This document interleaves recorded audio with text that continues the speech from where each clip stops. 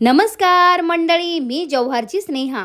तर मंडळी, आज मी निघाली होती हर्सुल रस्ता येथे साखरपुड्याला जाण्यासाठी। घाटामध्ये या आई तोरणं घेऊन बसल्या होत्या। तर मंडळी, तुम्ही तोरणं खाल्ली की नाही कमेंट करून नक्की सांगा।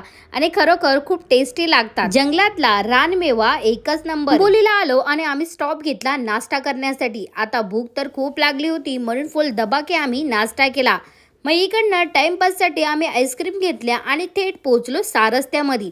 पहिला तर मी तर आमच्या बाबूचीच गळा भेट घेतली। 3 दिवसानंतर आमच्या बाबूला भेटले। आता इथे पोहोचल्यानंतर कविताताईंनी मला ड्रेस चेंज करायला लावला आणि साडी नेसून दिली होती। कविताताईंनी या दोघी बहिणींसाठी सेम ड्रेस घेतले होते आणि त्याही खूप सुंदर दिसत होत्या। आणि आमची साक्षी मॅडम 3 दिवसा अगोदरच पोहोचली होती साखरपुड्यामध्ये। फायनली नवरदेवाकडची मंडळी पोहोचली मंडपामध्ये आणि साखरपुड्याच्या विधीला सुरुवाती झाली। मस्त छान असा एकदम खतरनाक साखरपुडा झाला आणि सगळी मंडळी जेवणासाठी बसली। आमच्या रेऊला तर जोडी लागत नाही, ती डायरेक्ट एकटीच जाऊन बसली। मस्त आम्ही इथं तोपर्यंत फोटो वगैरे काढले आणि निवांत आम्ही सगळे जेवायला बसलो एकत्र।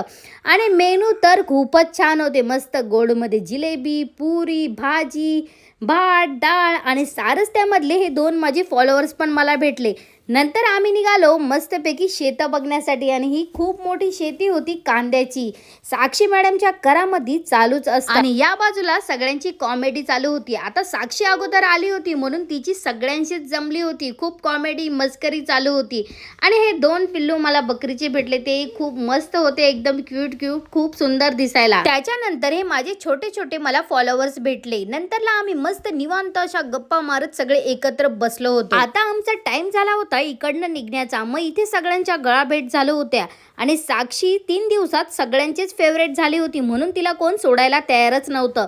मग फायनली आम्ही निघालो जव्हारला येण्यासाठी। तर मंडळी, असा होता माझा आजचा दिवस। भेटू आपण